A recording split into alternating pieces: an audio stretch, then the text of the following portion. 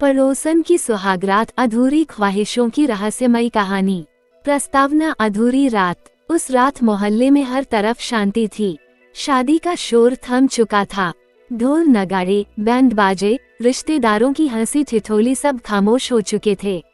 लेकिन मेरी खिड़की से जब मैंने सामने वाले घर की ओर नजर डाली तो देखा एक ही खिड़की अब भी जल रही थी। वो खिड़की थी हमारी नई पड़ोसन अनामिका के कमरे की। आज उसकी सुहागरात थी, मगर उसके चेहरे पर खुशी नहीं थी, उसकी आंखें बेचैन थीं। मैं उस वक्त 25 साल का था।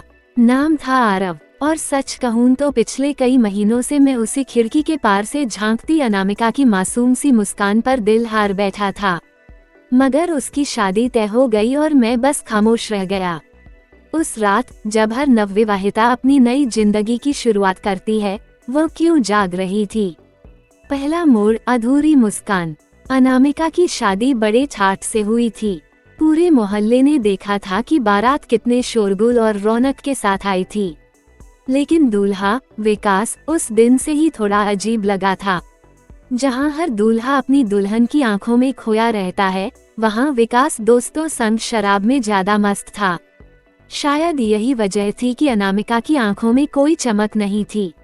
मैं अपनी खिड़की से उसे देखता रहा।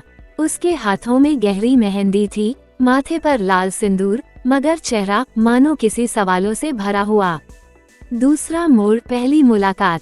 सुहागरात की उस बेचैन रात के बाद अगले दिन जब मोहल्ले की औरतें अनामिका से मिलने गईं, तो मैं भी बहाना बनाकर आंगन में खड़ा हो गया। वह लाल साड़ी में थी, मगर आंखों के नीचे काले घेरे। मैंने उससे पहली बार सीधा सवाल पूछ डाला, भाभी जी, नींद नहीं आई क्या? उसने चौंककर मेरी ओर देखा, फिर हल्की सी मुस्कान दी। उस मुस्कान में ना खुशी थी, ना उदासी, बस एक अधूरापन था। कुछ नींद अधूरी रह गई शायद, उसने धीमे से कहा। उस पल मुझे लगा, ये लड़की सिर्फ अपने पति की नहीं, किसी समझदार साथी की तलाश में भी है। तीसरा मोड़: खामोशी में नजदीकियां। दिन बीतते गए, विकास का बर्ताव सबके सामने साफ होने लगा। वह नौकरी और दोस्तों में व्यस्त रहता और घर आकर भी मोबाइल में उलझा रहता। अनामिका अक्सर अकेली खिड़की पर खड़ी रहती और मैं अपनी किताबों के बहाने उससे बातें करने लग जाता। धीरे धीरे हमारी खामोशियां लंबी होने लगीं। अब उसकी मुस्कान थोड़ी असली लगती थी। वह अपने कॉलेज के दिनों की बातें बताती, अपनी पसंदीदा कविताएं सुनाती और मैं घंटों सुनता रहता। मगर यह सब सिर्फ दोस्ती थी, है ना? या फिर कुछ और? चौथा मोड़: रात का राज। एक रात मैं अपने कमरे में बैठा था, तभी हल्की खटखटाहट हुई। दरवाजा खोला तो सामने अनामिका खड़ी थी, सफेद सूट में, बाल खुले हुए, आंखों में डर और बेबसी। आरव, मुझे तुमसे बात करनी है। मैंने चौंककर उसे अंदर बुलाया। उसने कहा, विकास, मुझे समझते ही नहीं। उसके लिए शादी सिर्फ एक रस्म थी। वो मुझे चाहना ही नहीं चाहता और मैं किसी से कह भी नहीं सकती। उसकी आंखों में आंसू थे, उसकी आवाज में अधूरी सुहागरात का दर्द था।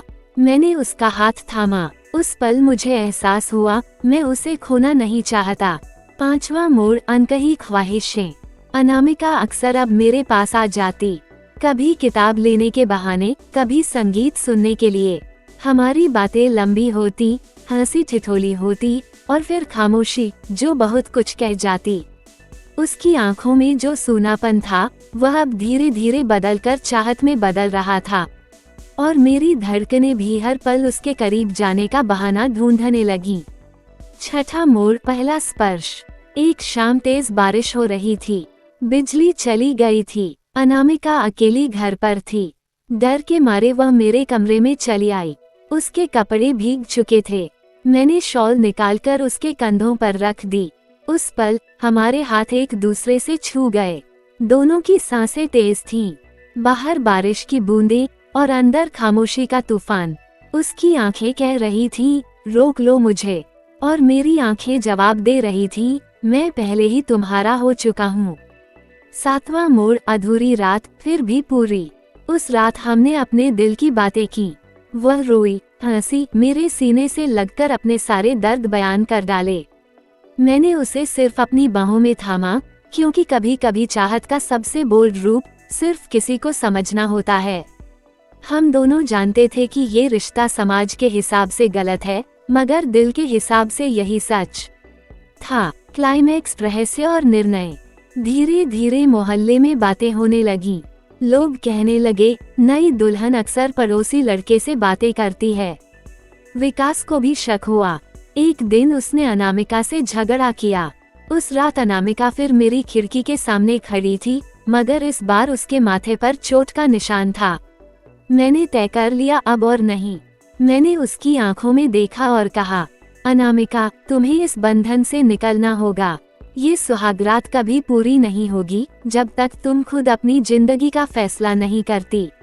अंत, अधूरी मोहब्बत, अमर कहानी। कुछ महीनों बाद विकास शहर छोड़कर चला गया। अनामिका ने तलाक ले लिया और अपने सपनों की जिंदगी चुन ली। हम दोनों फिर से अक्सर मिलने लगे, लेकिन हमने कभी अपने रिश्ते को नाम नहीं दिया, क्योंकि कुछ रिश्ते नाम के मोहताज नहीं होते। उनकी पहचान बस दिल की धड़कनों में होती है। और अनामिका की सुहागरात, जो कभी पूरी नहीं हुई थी, वह हमारी कहानी का सबसे खूबसूरत अधूरा अध्याय बन गई। वन संदेश। ये कहानी सिर्फ रोमांस और बोल्डनेस की नहीं है। ये कहानी है उन अधूरी ख्वाहिशों की जो अक्सर शादियों में दब जाती हैं। ये कहानी है उन रिश्तों की जो समाज की परिभाषा से परे होते हैं, मगर दिल की गहराइयों में सच्चे होते हैं।